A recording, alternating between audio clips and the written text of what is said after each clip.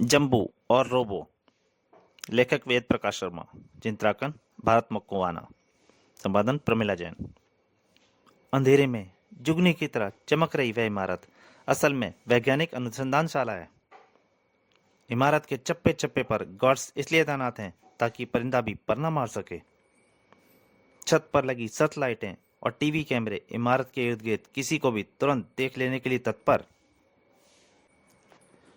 इतनी सुरक्षा व्यवस्था के बावजूद कौन है उधर? एक गार्ड चिल्लाया। गार्ड टंकी के पीछे झांक भी नहीं पाया था कि तभी उसके ऊपर किसी ने हमला कर दिया। ओह! दूसरे गार्ड का कड़ाक आहा! और पलक झपकते ही सर्च लाइटें टंकी की ओर घूम गईं। आवाज, खतरा, उधर गड़बड़ है। कौन है टंकी के पीछे? तुम बच नहीं सकते, बाहर निकलो। परंतु जो भी था वो बचना भी नहीं चाहता था, ना वो इन गार्डों से डरता था। सामने आ गया। हा हा हा हा हा हा हा। गार्डों ने बिना कुछ देखे तुरंत फायर!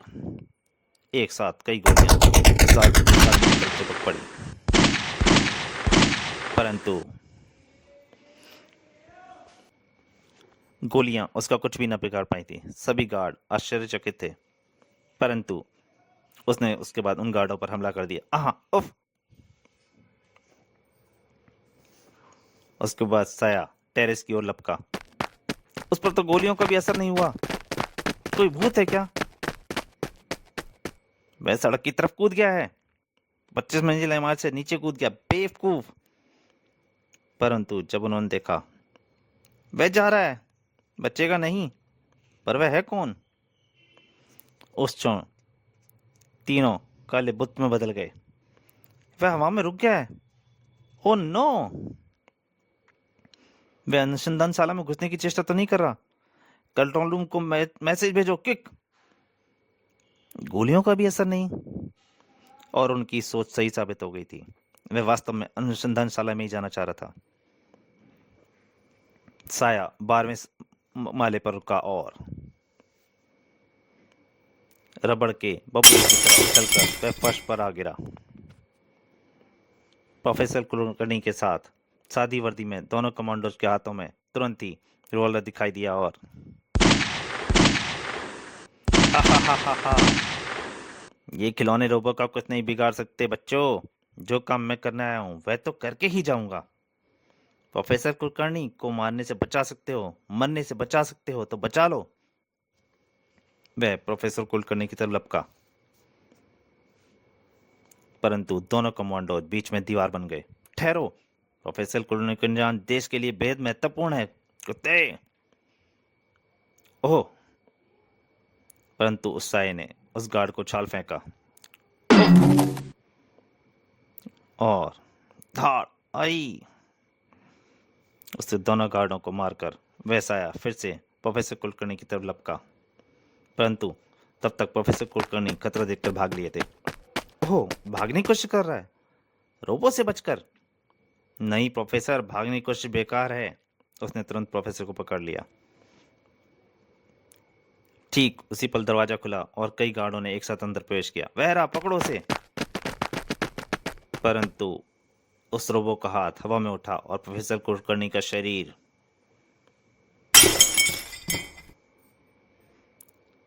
कांच को तोड़ता हुआ नीचे जा गिरा। गार्ड एक साथ चिल्लाए, गार्ड अफसर, शूट हिम! और कई गोलियां उस रोबो की तरफ लगी, लेकिन रोबो आगे आगे दो हथगोले फेंकता चला गया और वो हथगोले सीधा उन गार्डों पर आकर फटे।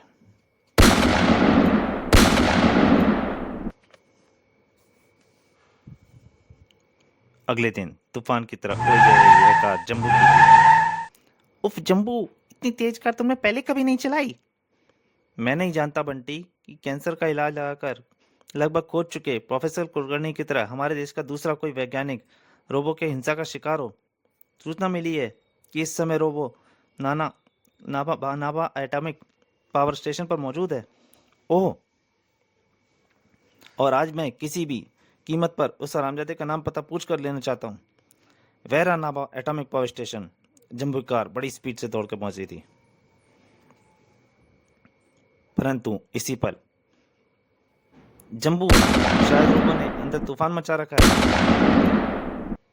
मैं उस चिमटे की नाक चपटी कर दूंगा।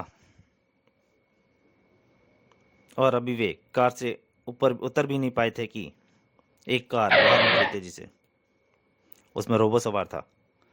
जम्बू की छठी इंद्री सजग उठी। बंटी, उस कार में रोबो है, हमें उसे रोकना है। तो बनाओ फिर से कार का रॉकेट। जम्बू की कार भूत की तरह उसके पीछे लग चुकी थी। बंटी, रोबो की कार टारगेट पर लो और ऑटोमेटिक गन का लीवर दबाओ। कार गेट के टारगेट पर आते ही बटन दबा दिया गया और फिर ओह, रोबो की कार पर हमला। जम्बू कार रोबो के निकट ले आया। रोबो बेटे, अगर के बताओ की तरह फूटना नहीं चाहते, पानी के बताशे की तरह फूटना नहीं चाहते तो कार रोक दो। रोबो ने भी तुरंत उसे पहचान लिया था। जम्बू, ये ऐसे नहीं मानेगा जम्बू। फॉर्मूला नंबर 66 लगाओ। ओह, फार्मूला नंबर 66। दोनों कारें बराबरी पर दौड़ रही थीं, जबकि जम्बू की कार से निकली कुछ किरणें अपना काम चुप चुप करती रहीं। और फिर जम्बू ने अपनी कार एक तरफ आगे चुपचाप रोबो की कार के आगे घुमा दी। अब तो तेरा रुकेगा बेटा। और अगले ही चल रोबो की कार बॉडी सहित हवा में उछली और रोबो भी कार से उछलकर बाहर आ गिरा। क्यों बेटा रोबो, हो गई ना पंक्चर? नहीं जम्बू, अभी तो इसकी कार पंचर हुई है। तो अब मैं इस उल्लू के पट्टे का फ्यूज उड़ाता हूँ। और रोबो ने इस पर हमला कर दिया। डिशुम। उफ, इस काने बैंगन का जिस्म तो स्टील का बना हुआ लगता है। इसके बाद रोबो का वार जम्बू पर धड़ाक। यह रहा तुम्हारे घूंसे का जवाब जम्बू। जम्बू, मैंने इस दुनिया से ऐसे वैज्ञानिकों को खत्म करने की कसम खाई है जो विज्ञान की दुनिया में कोई भी चमत्कार कर दिखाने में पूरी तरह से सक्षम है। उसके बाद एक नाम विश्व वैज्ञानिक के रूप में गूंजेगा। Robo, robo, robo. मैंने भी तुझे अगर दुनिया के सामने फटीचर सिंह बनाकर पेश ना किया तो मेरा नाम भी जम्बू दी ग्रेट नहीं। ले संभाल जम्बू दी ग्रेट का पिच का चिकन करी घूसा। ढिशूम। और जम्बू का घूसा रोबो की आंख पर पड़ा था। उसकी आंख फूट गई थी। रोबो ने भयंकर हुंकार भरी और जम्बू की कार उठा ली। बंटी उसकी कार में था। जम्बू बचाओ। अरे, इस हुक्म के इक्के ने तो कार को उठा लिया। अंदर बंटी है। रोबो ने कार जम्बू की उछाल दी। बच बेटा जम्बू, इस बार तेरा पाला किंग कॉन्ग से पड़ा है। जम्बू, आहा। बंटी कार में फंसा हुआ था। जम्बू चिल्लाया, बंटी, जम्बू मुझे बाहर निकालो। तभी पुलिस के सायरन की आवाज़ गूंज उठा। जम्बू, मैं आज यहाँ नानामा एटॉमिक पावर स्टेशन समाप्त करने आया था। कुछ क्षण बाद स्टेशन समाप्त हो जाएगा। कल रात में प्रोफेसर भास्कर का अपहरण करूंगा। अगर हिम्मत हो तो मुझे रोक लेना। अलविदा। अबे नहीं रोबो प्यारे, अपने बंटी का कचरा बनाकर कहाँ जाता है रे? अबे रुक जा चिमटे। आह। किसी पल एक विस्फोट विस्फोट से मानो धरती कांप उठी। नाभा परमाणु स्टेशन पर विस्फोट हुआ था। हो गया सब सत्यानाश। उसी शाम सीक्रेट सर्विस के चीफ मिस्टर सक्सेना के ऑफिस में। आओ जम्बू, अब बंटी कैसा है? सिर पर टांके लगे हैं, लेकिन मैं आपका मैसेज रिसीव करते ही चला आया। जम्बू, ये कैसे हो सकता है कि किसी इंसान के जिस्म पर गोली तक असर ना करे और वह तबाही बर्बादी मचाकर भाग निकले? वो मामूली इंसान नहीं सक्सेना साहब, उसका जिस्म स्टील का बना है। अगर आज बंटी घायल ना हो जाता तो मैं उस टिट्टी का टमाटर बनाया था, लेकिन मैं जल्द ही उसका रहस्य जान लूंगा। रोबो प्रोफेसर भास्कर के अपहरण की धमकी दे गया है। उससे पहले ही हमें अपना जाल फैलाना होगा। प्रोफेसर भास्कर, ओह, विश्वविख्यात रोबोट निर्माता। प्रोफेसर कुलकर्णी की मौत का आघात ही भारत के लिए बहुत गहरा है। जम्बू, अगर प्रोफेसर भास्कर को कुछ हो गया तो हमारे लिए डूब मरने की बात होगी। प्रोफेसर भास्कर को कुछ नहीं होगा सक्सेना साहब, जम्बू पर विश्वास कीजिए। अगली रात कोठी के दोनों हर एरिया के किसी भी संदिग्ध व्यक्ति को देखते ही उस पर बेहोशी के बमों का इस्तेमाल करना है, समझे? जम्बू और चीफ सक्सेना प्रोफेसर के काम वाले कक्ष में मौजूद थे, बगल वाले कमरे में। जम्बू, प्रोफेसर भास्कर के स्थान से कहीं दूर भेज देते हैं। जहाँ नहीं सक्सेना साहब, अगर ऐसा किया तो रोबो यहाँ नहीं आएगा, जबकि मैं चाहता हूँ कि आलू बखारा यहाँ जरूर आए। ठीक उसी पल चारों तरफ अंधकार छा गया। अरे लाइट को क्या हुआ? शायद फ्यूज।